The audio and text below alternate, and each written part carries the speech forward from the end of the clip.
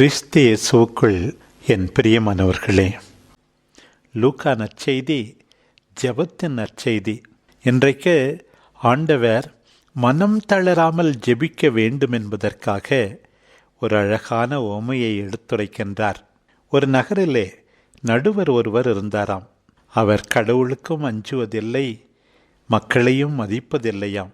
அந்த நகரில் அவரிடம் நீதி கேட்ட ஒரு கைம்பெண், என் எதிரியை தண்டித்து நீதி வழங்கும் என்று கேட்டுக்கொண்டே இருந்தார்.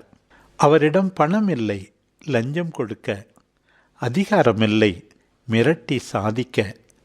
ஆனால் விடாமுயற்சியோடு மீண்டும் மீண்டும் அந்த நடுவரிடம் வந்து தொந்தரை செய்து கொண்டே இருக்கிறார்.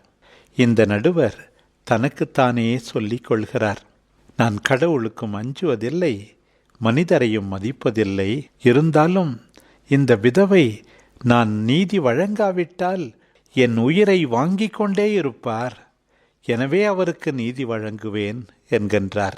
இதயமற்ற அந்த நடுவரே நீதி வழங்கும்போது இதயம் முழுதும் அன்பும் இரக்கமும் கொண்டிருக்கின்ற நம் ஆண்டவர் எவ்வாறு நீதி வழங்காமல் இருப்பார்? தாம் தேர்ந்து கொண்டவர்கள் அல்லும் பகலும் கூக்குரலிட்டால் அவர் நீதி வழங்காமல் இருப்பாரோ? அவர்களுக்கு துணை செய்ய அவர் காலம் தாழ்த்துவாரோ? விரைவில் நீதி வழங்குவார் என்கின்றார் நம் ஆண்டவர். ஆயினும் மனுமகன் மீண்டும் வரும்போது நம்பிக்கையை காண்பாரோ எனவும் கேள்வி எழுப்புகின்றார். கடவுளையும் அந்த நடுவரையும் ஒப்பிட இந்த உவமை சொல்லப்படவில்லை. நம்மை அந்த விதவையின் இடத்தில் நிறுத்தி அவரை போல தொடர்ந்து நாம் இறைவனிடம் மன்றாட வேண்டும் என்று அறிவுறுத்தத்தான் ஆண்டவர் இந்த உவமையை சொன்னார். கடவுளுக்கு நம்முடைய நிலைமை தெரியாதா? நம்முடைய இயலாமை புரியாதா? ஏன் அவரிடம் மீண்டும் மீண்டும் நாம் கேட்டுக்கொண்டே இருக்க வேண்டும் என்கின்ற கேள்வி எழுகிறது.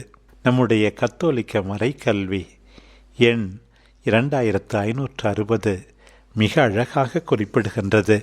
நீ மட்டும் கடவுளுடைய கொடையை அறிந்திருந்தால் நீயே அவரிடம் கேட்டிருப்பாய் என்று சமாரிய பெண்ணிடம் ஆண்டவர் கூறினார். ஜெபத்தின் மகிமை அன்றைக்கு அந்த கிணற்றடியே வெளிப்படுத்தப்பட்டது. ஆண்டவர் இயேசு ஒவ்வொரு மனிதனையும் தேடி வருகிறார். அவர்தான் முதலில் நம்மை தேடுகிறார். நம்மிடம் தண்ணீர் கேட்கிறார். அவர் தாகமாயிருக்கிறார். நமக்காக அவர் ஏங்குவதால் தான் நம்மிடம் கேட்கிறார். நாம் உணர்கின்றோமோ உணரவில்லையோ, ஜெபம் என்பது நமக்காக ஏங்கும் கடவுளை நாம் சந்திப்பதுதான். கடவுள் தாகமாயிருக்கிறார், நாம் அவருக்காக தாகம் கொள்ள வேண்டும் என்பதற்காக என்கின்றார் புனித அகுஸ்தினார். நீ அவரிடம் கேட்டிருப்பாய், அவரும் உயிருள்ள தண்ணீரை உனக்கு கொடுப்பார் என்றார் சமாரிய பெண்ணிடம் ஆண்டவர் இயேசு. நாம் இறைவனிடம் வேண்டுதல்களை எழுப்பும் போதெல்லாம் நமக்காக ஏங்குகின்ற உயிருள்ள கடவுளுக்கு நாம் அளிக்கின்ற பதில்தான். ஏனென்றால் அவரே குறிப்பிட்டார்.